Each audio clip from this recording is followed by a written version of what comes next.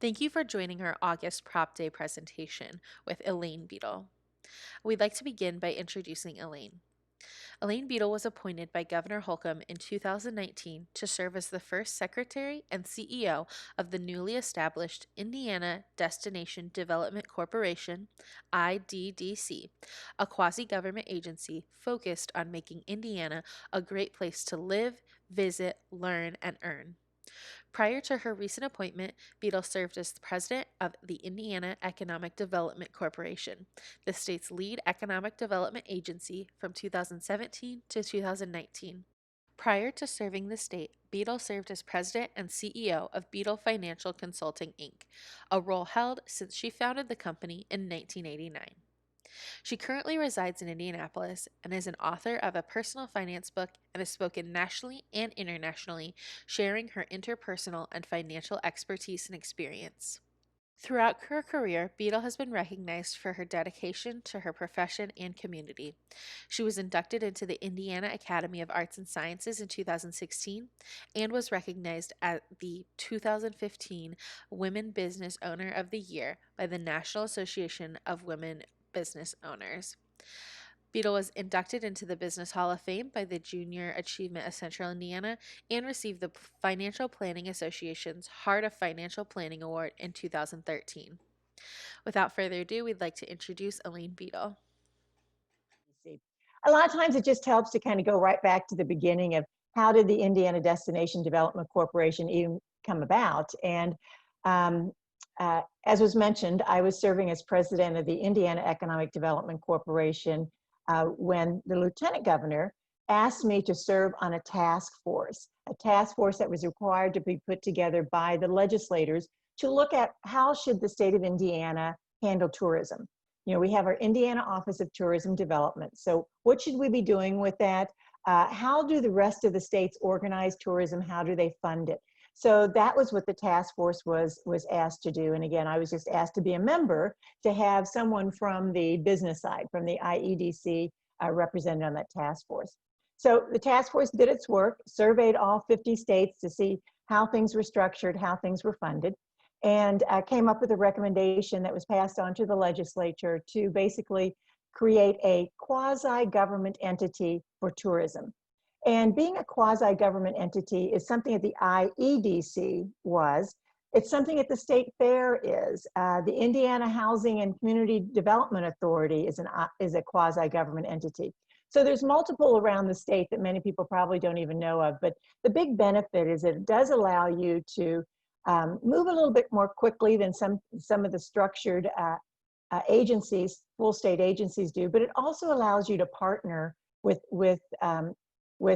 the private sector.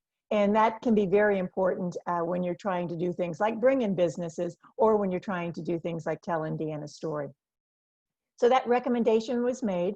The legislature passed that in 2019. They passed legislation to create a quasi-government entity to basically replace the Indiana Office of Tourism Development, and it would be called the Indiana Destination Development Corporation.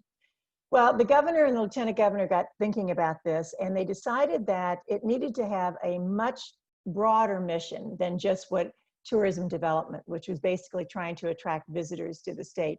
So the mission became one of attract and retain. Well, first, let me go back.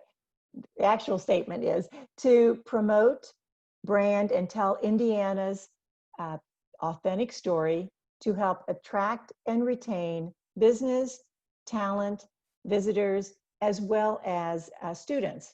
So we have this big change that we're going to tell the story.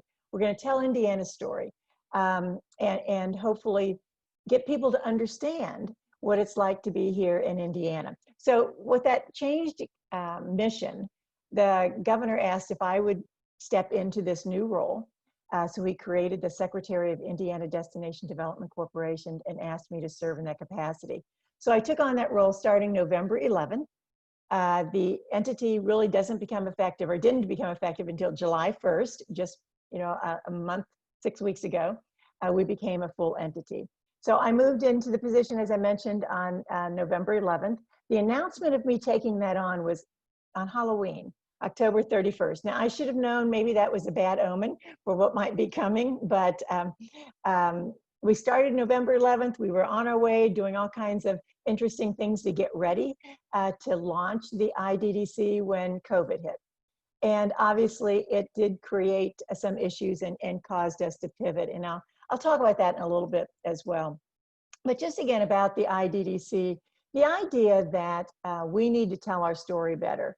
Um, uh, when CEOs go to recruit talent from outside the state of Indiana, many times the individual likes the idea of the job, would be interested in taking it, but then says, tell me about Indiana. You know, why would I come to Indiana? And what we're finding is that it's not necessarily a bad perception. There's just no perception of what's happening here and what the quality of life is here. And the way I look at the whole leisure and hospitality industry, that's really our quality of life. You know, all of those entities make up what we want to do when we're not working. It's the quality of life. It's how easy it is to live here. And add to that the wonderful people. You know, in a lot of the surveys that we've done and what a lot of people who come to Indiana say, it's the people. It's you in the audience that make Indiana such a great place to visit, but also to live. So again, going over the target markets now are business, and obviously the IEDC does an awful lot with attracting new businesses that create jobs in Indiana. And that's going to continue to be their role. They have, you know, the opportunity with a variety of incentives to get companies to either expand the footprint they have here or to come here and establish new businesses. So they will continue to do that. But every time a business did come in, they always asked, where will I get my talent? And you know, within the structure, it was very easy with the IEDC to connect them, that business, to either Ivy Tech or to Purdue or to IU or wherever they would be able to get talent from. What they didn't really ask is, will I be able to recruit talent from outside of Indiana, and will I be able to have people interested in moving here? And so that's where I think we come in to tell the story, to help attract it. And I think if we get to the point where businesses start asking that second question a little bit more, will people follow me here? That's where we want to be ready to say, yes, they will. But so the big focus is going to be on talent, which is that target market, to really get talent to want to move here, to fill the jobs that businesses are bringing, and obviously helps our whole economy when we do that. But that third bucket is students. We are already number 2 in the country for states that attract net students into the state of Indiana. So all the students that come to our universities and colleges, less those that go somewhere else from here, but then we are number 2 in the country.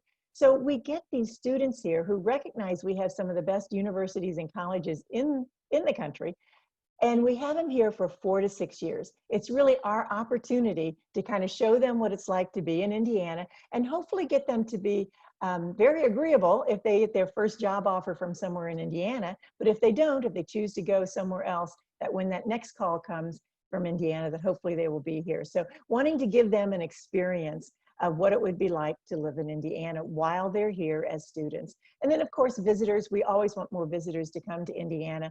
And that's probably the most established already because of having the Indiana Office of Tourism Development and their team become part of our team. So that's moving forward as well. So that's kind of what the IDDC is all about. It's all about traction and retention. And again, telling Indiana's story so that people will have the perception of Indiana that we all know it is a great place to live, to work, to play, and to stay. So we want to get that message across. So pivot. We had to pivot because of COVID. So when that started in March, and many of us had to go home, and obviously I'm working from my home again. We were back for a little while. Now we're back here working from home. But our team is pretty effective working from home. So we haven't missed a beat, I don't think. But of course, COVID changed our direction a little bit because suddenly we were looking at an industry that was the hardest hit.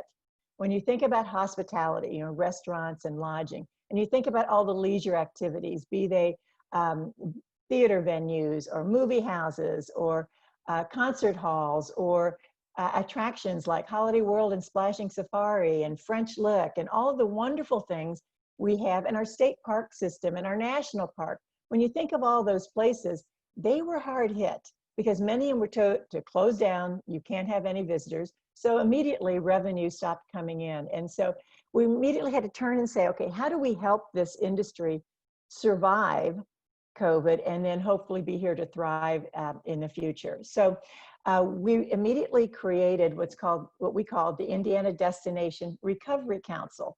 So we took leaders from around the state within the industry, brought them together and basically said, what is it we need to do? How can we help you? And we did a lot of research as well. We worked with Rockport Analytics to really do some research. And we did, for just Indiana, we did a business sentiment survey for 5 weeks in a row. We did a consumer sentiment survey for another 5 weeks, just to say what's happening out there. And what we learned was that many businesses were immediately, in that I've lost all my revenue type of framework. And so we learned that there was a lot of stress, a lot of anxiety, and a lot of financial loss that was happening within the industry, as you would expect. We learned from consumers that, I really don't want to go out. I'm not ready to do this yet. But we also learned when they might be ready to go back out. We took this information as well as some other data and created an index to say, what is the status of the leisure and travel-related industry in the state of Indiana, given where it used to be. So we used 2017 as kind of that 100 on the index and looked at what happened in March and then in a few weeks after that to the industry. And the first thing we learned that we dropped from 100 all the way down to 55. So 45% of the leisure and travel activity within Indiana had gone away. And as we did the survey over the next 4 or 5 weeks, we got back up to about 60%. So we still were down that 40%. And we're going to go out and do that survey again to kind of figure out where we are now and how quickly or where we stand with our recovery. But that was the other thing that we did. With the help of the Indiana Destination Recovery Council, we did go to ask for CARES Act funding. As you may know, the state of Indiana received about $2.4 billion from the federal government through the CARES Act to do a variety of things, to help replenish or to not to replenish revenue. They were not allowed to use that, but to use it for the impact of the coronavirus. So to pay for some of that PPE that was being used, to help with the testing and some of those things, and to put the money out into the state in different ways. So we received $10 million just recently. In fact, we just put a grant together for the arts and culture organizations, the nonprofits, as well as the destination marketing organizations, which are the convention and visitor bureaus around the state who market their individual areas to visitors and to others to come and enjoy the amenities that they have in their area. They were really hit hard because they were not included in any federal program for the payroll protection program, and they really hadn't been able to get any other funding. So we're going to be able to provide them some funding to cover some of the eligible expenses, which would have been payroll, salaries, benefits, those types of things for their workers, as well as some of their marketing to help reopen their businesses. So that grant just went out last week, Friday. The application became available, and so we're starting to get applications in, and we'll take them up to September 8th, and then we'll put some funding, $10 million in total, out to those entities. The Rockport Analytic Report, as well as the grant, can all be found at visitindianatourism.com, and you can go to some of the resource page and learn more about all of those. So we're pleased that we were able to get moving in that direction. Something we have going right now that we're hoping to help business on the out of the impact of COVID-19 is our Hoosier Hospitality Promise. One thing that we know needs to happen is that there needs to be a lot of education, and it needs to, for consumers to want to get comfortable going back into some of the venues, be they restaurants or hotels or attractions of any sort. They need to feel comfortable that that entity is doing everything they can and everything they're supposed to do. So the Hoosier Hospitality Promise says to all of those entities, those vendors, you need to take this promise. And when you make the promise, you're saying, I'm doing everything that the CDC asked me to do to make sure that my environment is safe for my employees as well as my guests. I'm doing everything our state and local health departments say. I'm doing everything my national association says that are best practices. So what they're saying is I'm making this promise to my employees and to the consumers that my establishment is safe and meets all the requirements. So in a way, we're educating people on what needs to be done, and these entities are taking this promise or making this promise to do that. So that's what the Hoosier Hospitality Promise is for businesses. Now, when businesses go to the website, HoosierHospitalityPromise.com, they can sign up with their entity saying, I'm making the promise, and then they can also provide a discount. So if a restaurant wants to give 15% off, or a free appetizer, or a hotel wants to give a discount, or a theater wants to give a discount, whatever that venue might be, they can. They're not required to. So when they do that, though, they're going to show up on maps. They're going to show up on the Indiana map, and you can search to find these businesses.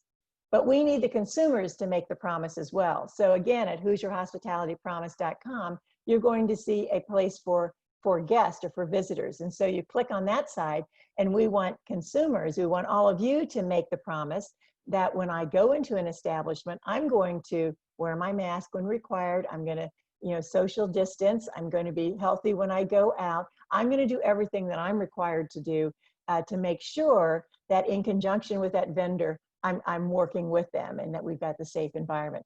When the consumer makes that promise, they get what's called a Hoosier Hospitality Promise Pass, which gives them access to every discount that's being offered throughout the program. So it's our way, again, to educate, to kind of collaborate in many ways, and to motivate to hopefully get our consumers spending again in the leisure and travel area. So that program's out there, and it's, again, our response to COVID.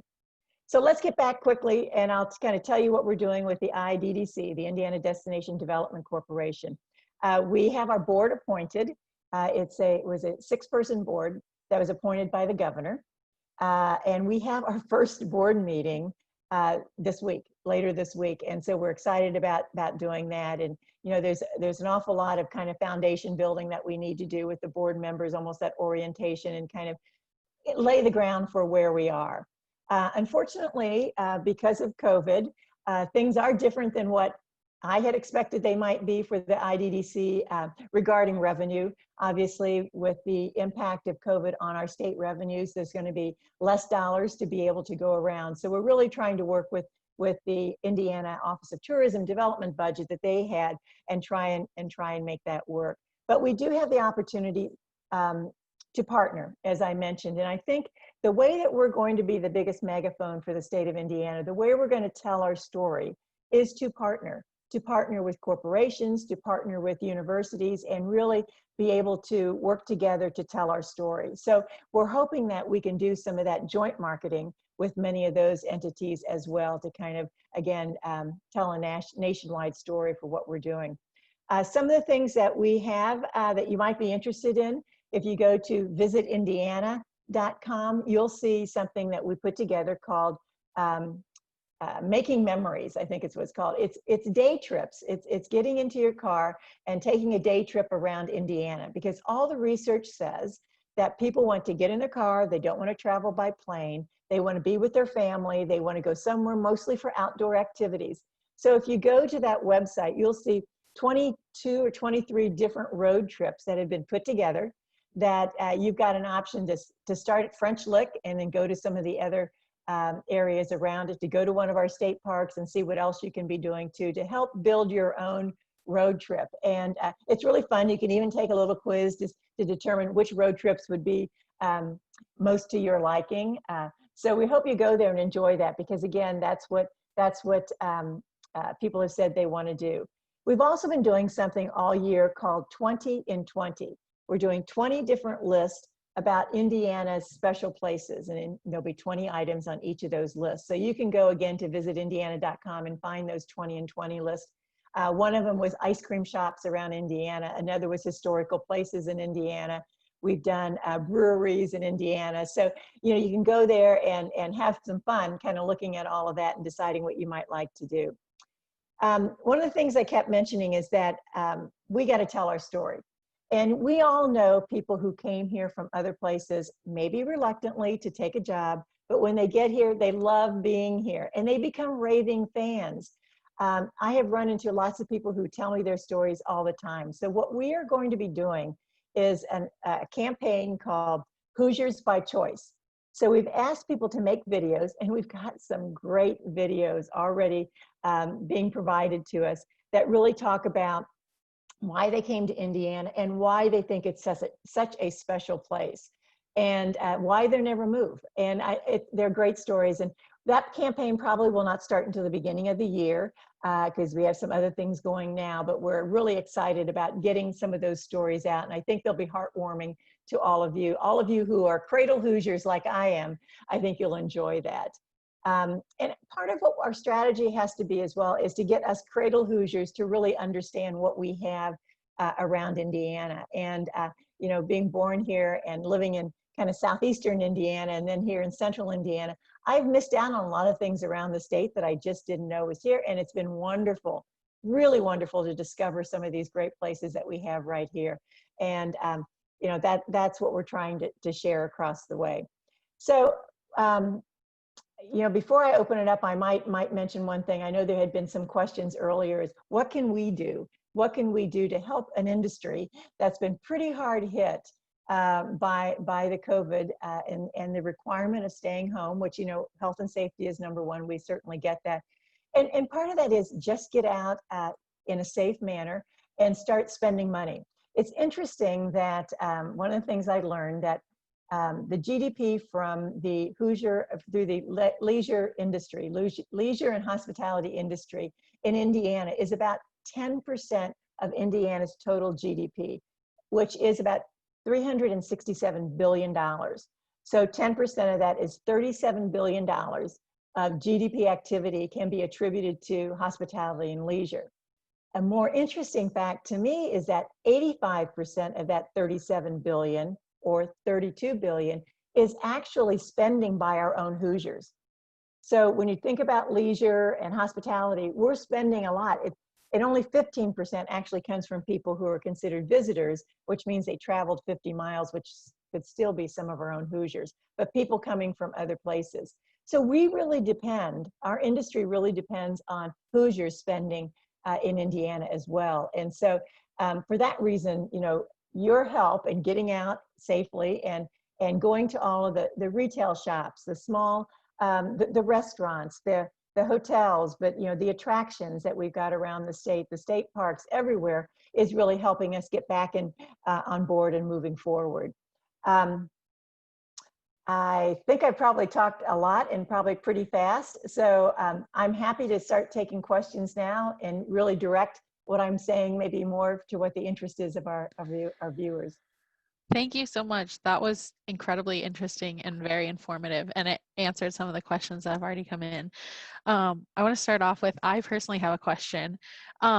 With Indiana being in the kind of middle of the Midwest, so already we're finding kind of this Midwest bubble, and then we're right in the middle of it. How does Indiana differ in terms of tourism or economic development related to tourism in comparison to our Midwest neighbors? You've got Chicago, which obviously is a really big draw for the Midwest. You're fighting, you know, the Pure Michigan ad campaign from up north. So how does Indiana differ in terms of the states that are closest to us? Well, I think that's a good question, because we kind of get painted with the same brush. But you know what Michigan has done, and what they have done with Pure Michigan is pretty amazing, and that's been in place since I think 2006 or somewhere in there. They started that campaign, and it was in response to the auto industry going down and things like that. They needed to really promote themselves as a tourist opportunity. We would love to get a brand similar to that, and we are going to embark on a branding exercise to kind of figure out what is the fabric of Indiana. It's not Pure Michigan. It's absolutely not that. We're our own state, and we've got such wonderful things here that we need to uncover and that we need to share. And so we want to go through that, and maybe we'll come up with you know, a logo. Maybe we'll come up with a slogan, but it's got to be something that is really about authentic Indiana and why it's so wonderful to be here. So we want to go through that. So we do have to compete against Pure Michigan that now has about $35 million attached to their budget every year compared to about 5 for Indiana. So we're way out of sync with a lot of what that happens. I think it's interesting when you mention Chicago and some of the other places that are big attractors. But what we're finding in Indiana is a lot of those people from Chicago are coming into Indiana. And it'll be interesting, the impact of COVID, because I think a lot of people are going to reconsider, okay, I've been in this very densely populated area, hit hard by COVID. Do I now have this desire to maybe be somewhere else where life isn't, I can live without all the density. I have a great lifestyle. And if I'm working remotely, it probably doesn't matter, where I live. So there may be some, unintended consequences that would be positive for us coming through this as we begin to tell our story. So, but when you look at us compared to some of our other states around us, we're very similar, I think, in what our dollars probably are. I don't have a full answer on that, but I think we're pretty similar. But again, we're the crossroads of the country. We have one of the best logistics systems. We just want to make sure people stop and enjoy what we've got to offer. Right. Marketing Indiana as, oh, we've got great road infrastructure I is know. not exactly the most tourist friendly or attractive thing, I guess. We've Well, had a actually, when you question. talk about it, it's easy to get from northern part of our state to our southern state, even for our own Hoosiers, because you Right. can just jump on the interstates and east to west. So it's a positive in many ways. We just have to make sure we present it that way. Yeah, absolutely. There's been a question come in from two different people. Peg and Susan are interested in your specific transition from the private sector to a more government or now quasi-government agency. What was that like? And what drew you to that transition specifically? Oh, that's interesting. It's totally different. I will tell you that. What drew me was the governor calling and asking if I'd be willing to take on this responsibility with the IEDC first. And I had to think about it a lot because obviously, when you run your own business, it's a pretty important piece of your life at that point in time. And I really wanted to make sure that the business was in a good spot. And luckily for me, it was. So when the call came for this type of service, I really have a great leadership team over Bedel Financial, and in many ways, this was a great opportunity for them to kind of spread their wings, take on a little more responsibility. Always have great conversations with your leadership team, but many times if I was there, when the decision had to be made, well, Elaine, what do you want to do? Now they're making their own decisions, they're being accountable, they're following up. And not many people, business owners, get this opportunity to kind of step aside, not be, and voluntarily in a way where they didn't die or they didn't get disabled or whatever, and be able to observe how their business is doing. And so I hope to get back there someday, maybe in a very different role than what I had before. But it was just good timing that I was able to do this. It was very different. I mean, for all of you out there, and I know there's quite a few that have your own business, that it's pretty easy to get things going. You make a decision, you go with it, and you pivot quickly, but you can keep moving, make decisions. It's very different in government, probably more closely associated to large corporations, where there are different structures in place that you have to go through, and people need to be engaged in different conversations. And so, and then when COVID hit, I won't lie, it's been some very frustrating moments in trying to figure out what's the right thing to do and then how to move all of that forward. But it's a very different experience, but I've learned a lot, and I've really learned a lot about Indiana and met a lot of great people. So it's been fun to do that. Yeah, that has to be great to be able to see the fruits of your labor kind of blossom while you're able to watch. And government work is definitely a different different facet. I can imagine. We have a question from Sherry specifically about West Baden, French Lick area. She said that it's one of the most wonderful Indiana gems. I would agree. But she's surprised to hear how many fellow Hoosiers have never been there. I myself did not even know it existed. I grew up in northern Indiana, but I was shocked when I saw pictures of it and then drove past it one time. I was like, this is in the middle of Indiana? Yeah. So how is it promoted, or how should it be promoted? And if you could phrase it maybe as an example of how other of these hidden gems throughout Indiana, whether they're architectural gems, kind of like French Lick is, or more natural resources that we've been able to promote, how should they be promoted, or how are they currently being Right. promoted? Well, they're currently promoted either by the entity itself, and I will tell you, French Lick, West Baden is just amazing. It's got so many entities and such great, I mean, history. I mean, that's where everybody from the East Coast came for their hot springs and all that kind of stuff. So I mean, it's a great history down there. But they do a lot of promotion, obviously, on their own. And the destination marketing organization in that area tries to promote them as well. And that's what I was mentioning earlier. We've got to do a lot more collaboration with those efforts. And the Indiana Office of Tourism Development has done that. They've worked together to provide joint marketing in many cases. And so we continue to do that. In fact, if you go to visitindiana.com, all of those road trips, French Lick and the resort area is all included in that. And so those are the ways that we try and do that through some of our social media channels and our website to really show what's available there. But you are so right that there's so many Hoosiers that need to learn more about what we've got here, and within a short distance. I mean, again, get on one of those interstates and drive down. Not that I want to encourage interstates all the time, because you miss an awful lot, but it is the fastest way normally to get down there and really experience it. And I think if we can get all of our Hoosiers to understand with it, again, everybody then becomes a megaphone, and everybody tells their friends and everybody tells their relatives. And when they come to visit, you take them there. And that's what we've got to really get behind as well. Absolutely. The impact of social media, I think, is so important right now. And so, yeah, all it takes is sharing a photo and someone from your friends sees, oh, you went to French Lick, I've never been there. And they go, yeah, so important. Along with kind of the organization and working together of these quasi-government agencies and the organizations themselves, there was a question from Tina about something that you spoke about in your presentation. How are you informing tourism destinations of the studies and that index that you spoke about? Yeah, it's all on our website. Okay. One of the things we did is stakeholder calls every week.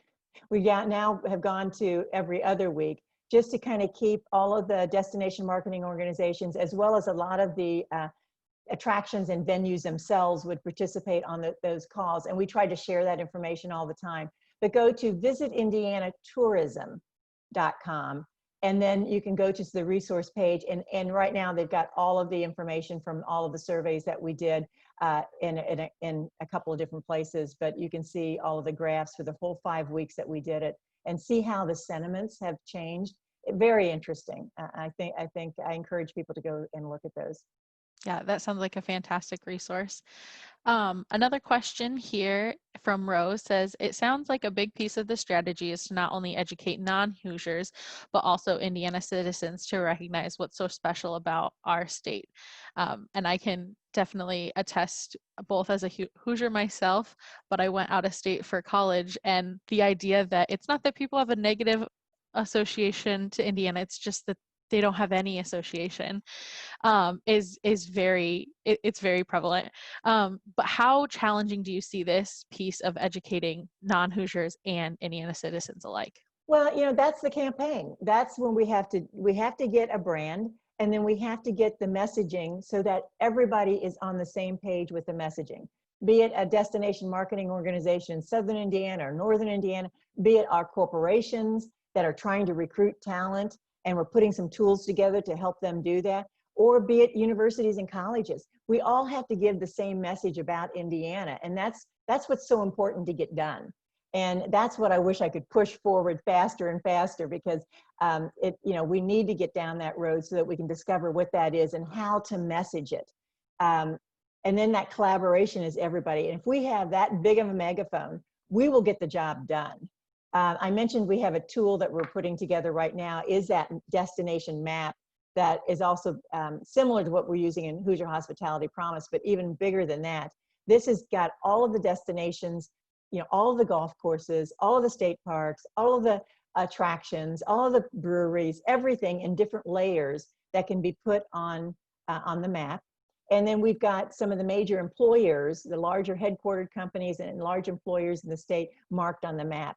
So we're going to work with, and we haven't done this yet, but this is going to be a tool that we want to get into the hands of some of the talent recruiters so that they can share that with someone who may be interested in coming to their location, and they can see quickly what's all around them. So information, I think, in an easy, accessible way will be a big part of that communication. We're doing something else, a campaign that we're hoping to get started. Again, so many things still on the drawing board. Again, impatient me, I can't wait till they get out.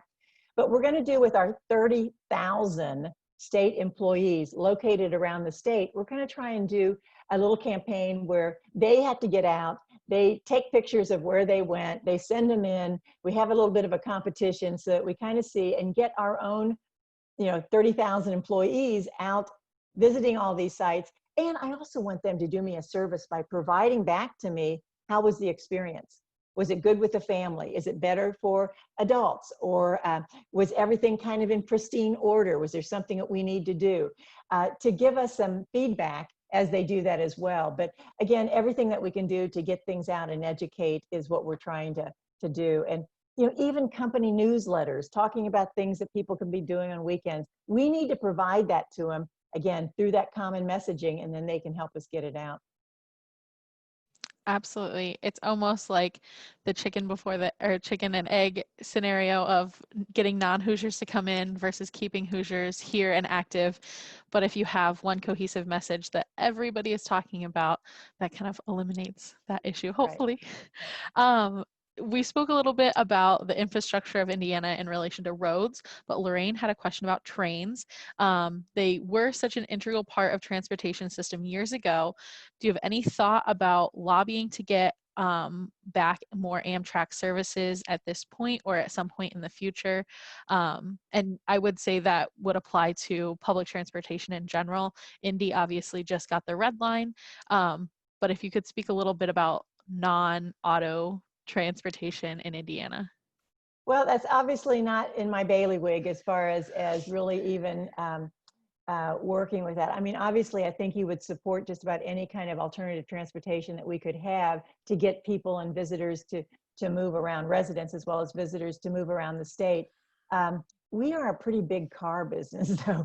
I mean, everybody likes their individual cars. Everybody, and maybe because we've got such a great interstate system, that it's easy to get around. And so I think it's really going to take, it's going to have to start with people wanting more public transportation and wanting to use a train. I mean, right now the trains that we have going many times, except for what we had going to Chicago and other places, were more of a special experience type of train ride. I mean, they even got a train, I think, going on the southern part of the state between French Lick and over to some of the other activities. So, I mean, they're more novel and they're more, let's do this and see what it feels like, as opposed to a bullet train like you might find in Japan. So, I mean, obviously that kind of transportation would be wonderful. And, going between, Chicago and Louisville and every place else would be terrific.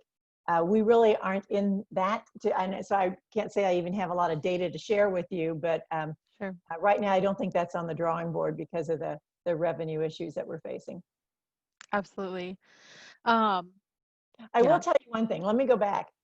One thing that's going to have the best economic impact is the double tracking of the South Shore line. There is a train across northern Indiana, all the way from South Bend and before into Chicago. And when it's on target to have that second set of tracks coming in there, so trains go both ways at the same time. And when that happens, You're going to get from Gary, Indiana to downtown Chicago in 20 minutes. 20 minutes. That's why it's going to explode in northern Indiana, that Yeah. northwest corner, because it becomes a suburb. And it becomes a better lifestyle, a more reasonable lifestyle, less property tax. I mean, all the wonderful amenities that Indiana can offer, and you still have access to Chicago if you need to be there. So I think, and then, and even from, I think, South Bend, from Notre Dame, it'll be a 90-minute train ride. So it won't be the 2.5 hours that it normally is. So again, that's going to spur economic development. It's going to spur more talent coming to Indiana. When you think about it with Notre Dame, you know, you recruit a professor, but what about the professor's spouse? They may have a career, and it may be that they need to be in a metropolitan area. Maybe Chicago's where they have to be. They're going to be able to do that. I mean, and with that kind of a transportation. So it's going to be an economic boom up there. And I think that's one place where I know the trains are going to play a big role. Yeah, that's super interesting. I grew up in that area, and anytime we went to Chicago, if it was for a tourist type thing, we always took the train, but to cut that time down almost in half would be amazing. So Yeah, that's definitely it's something going to to look forward happen. to. Another question related up to that northwest corner of the state. Indiana obviously got the dunes to become a national park, which was incredible. Could you talk a little bit about, are there any other potential national parks in Indiana? I personally am a big fan of Parks and Recreation, the TV show, which is kind of along those lines. So is there any, exciting potential for other national parks in Indiana? Well, first of all, our state park system is one of the best, if not the best in the country. And again, Hoosiers don't know enough about it. I mean, if you look at some of the hiking trails at Turkey Run, Clifty Falls, I mean, a variety of places, we got it all, and it's beautiful. And again, we have to promote that. Dunes National Park is just amazing. And not having grown up there, but to go up to see the dunes. I mean, I didn't even have a good vision in my head. I thought dunes, okay, sand around, what this about? I mean, they're mountains of sand and they're covered with trees. It's like, how does that happen?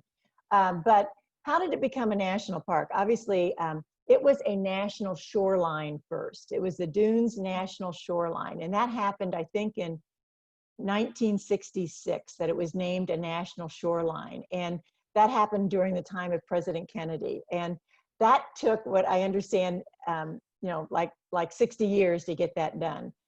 It has taken about 20 years, and it takes an act of Congress to have a national park. And Representative Viskoski up in there has been working on it for about 20 years to get this passed and to get this national park. And we still have a state park there as well, but the national park, I think, has like 15,000 acres of shoreline, another 20,000 acres. And one of the amazing things about that park is the fact that it has the ecosystem. It has one of the most diverse ecosystems in the country. And it's right here in Indiana. And again, we don't know enough about it to really take all the advantage of it that we really should be. So it's a very special place. And even before it was named a national park, we were right under Yellowstone Park. We were like number 7 for the number of visitors that come here to the dunes. Wow, And that's incredible. And I think in that I think it was in July, after it first became February of 2019, named a national park, changed the name from, National Shoreline to National Park. The number of visitors, zoomed. I mean, it was double or triple what it normally would be, because people have bucket lists and I want to go to every national park. Well, we got a new bucket list item right here in the state. I think that probably because it is so much work, I don't know that it'll be a long time. Not that we don't have some great places that could actually be put on that national list. But the process to do that is long, and it seems agonizing. And a lot of patience needed to get that done. So I think we're going to be just really promoting the heck out of the national park as well as all of our state parks to get people here and enjoying them. Yeah, absolutely. Absolutely. It's really interesting to hear about how long it really does take and how slowly things can move. And yeah. Well, I will tell you that there's going to be a new development right down on the Ohio River called the Heritage something, and it's going to be a wonderful place. It's going to be right on the river, and it's going to let it flood when it floods. It's going to have these walkways. It's going to be for hiking. They're also going to put in this huge water that will be one, like only two in the country, to do rapids down in an artificially built thing where it's like a training ground for people who do that kind of thing. It's going to be amazing. And the Ogle Foundation has been very supportive of it. And I think if that comes through, that might be a good opportunity to get some national attention. Whether or not it gets to be a national park, I don't know, but they're working their way through all that right now. That's super interesting. We have the top and the bottom of the state, and Yeah, then lots of great things in the middle too. right. Another question that came in was when we were talking about French Lick, are there any other hidden gems in Indiana? Or maybe we'll phrase it, what's your favorite hidden gem in Indiana? Oh my gosh. You know, there are so many. And, you know, I think just going to that visitindiana.com and just perusing some of those things, you'll find, you know, some incredible stuff. And I think one of the things that we really don't give enough credit to are all of our small towns that have beautiful main streets, historic main streets that tell all kinds of stories, and have some really fun restaurants and shops and different things like that, that people don't take enough time sometimes to kind of recognize all of that. Um, Putting me on the spot, I have to really think about, you know, a favorite spot of mine, and you know, I don't know that I can pick one out. Again, the Dunes National Park is pretty special, but there's special places all over. You know, the Pokagon State Park, where you can come down the making artificial snow, so all year round you can come down the, what do we call it, the big slide area, With the the toboggans? toboggans. Yes, thank you. You know, so there's a lot of great things like that. And I think, you know, people who like to do the breweries, but we're big on outdoor activities, and there's just a lot of things to do, the hiking and the trails, to ride bikes. Yeah, absolutely. All right. Well, I know that we didn't get to all the questions, but I want to thank everyone for submitting questions. And thank you so much, Elaine, for participating and answering all of the questions we're firing at you. You have a super interesting job, and it is a really difficult but pivotal time right now that everyone is facing, but especially the hospitality industry. So we thank you so much for taking the time out of your day to share with us a little bit about what you do and what you're doing to put Indiana on the map and to share our story. Well, thank you. It's my pleasure. I mean, it is an interesting time for all of us. We're all pivoting in many different ways. So, you know, we'll all get through this. We just have to, you know, keep pushing till we get to the other side, and hopefully get something back to some sort of semblance of normalcy. It won't be it'll be the new normal for sure. Won't be the same as it used to be, but, and taking advantage of all the wonderful opportunities in Indiana. So I hope that each of you we'll do something new that you haven't done in Indiana, maybe this next weekend. Make that every month, do something new in Indiana. And again, the websites can give you some great suggestions on doing that. But thank you for having me here. And again, I'm sorry I can't see all of your great faces, but I appreciate everything that the Propylaeum has done and the Women's Club has done for Indianapolis. And we're so proud of May Wright Sewell and her pivotal activities and her important activities for the women's suffrage. And I do appreciate everything that's happening at the Propylaeum for the suffrage celebration, which is right here. We're on top of it right now. And I hope you all take time to enjoy all that as well. So, but thank you for having me. It's been Thank fun. you so much. I wanted to briefly share with everyone some upcoming events that we have. And I'd like to point out that today is actually the literal 100th anniversary of the ratification of the 19th Amendment on this day right now as we speak. So it's really exciting. So it was great to be able to share part of this day with all of our attendees, as well as with Elaine, who is a force of nature in her field. We didn't even get into the financial aspect, but you know, that's a traditionally male-dominated field, so we appreciate that you represent us very well. A couple upcoming events I wanted to share with everyone. This week on Thursday, we have the Mayrite Sewell Leadership Award. We have two amazing awardees this year, Vi Simpson and Deborah Hearn-Smith. So they will both be on speaking, as well as some great people introducing them. That is Thursday at 7 p.m. You can register for free on our website or at Eventbrite. We do have a matching donation program going on right now for up to $3,500. So if you want to take part of that, you can double your donation at no cost. Prop Day for next month is going to be on September 16th. So back to our Wednesdays at noon. It is featuring Judith Thomas. And so she's going to be talking about some upcoming projects that she has. And I just want to suggest that everyone follow us on social media and our website. We have a ton of exciting things coming up. We'll be releasing the Women's Enrichment Series for the 2020-2021 series pretty soon. We have a new online membership program that will be starting very soon, as well as potentially some in-person outdoor events. So please keep an eye out. You can sign up for our newsletter to be informed of everything that's coming up. And again, our social media, Facebook is very active with all of the upcoming programs. Also, I'm going to plug a little bit of tourism at the prop itself. We are about to release a staycation package. Right now, you can stay at the Propylaeum. We've got 6 bedrooms, up to 15 people, but we will be releasing a new package, which is specifically for people that that are in Indiana and are looking to get away with still staying safe. And so we have that package that will be released very soon. So pay attention to your email inboxes, pay attention on social media, check out our website often because we have all sorts of upcoming programs. Thank you again, Elaine, and thank you to everyone who joined us. Happy Suffrage Ratification Day, and we look forward to seeing you all hopefully later this week or next month. Thank you.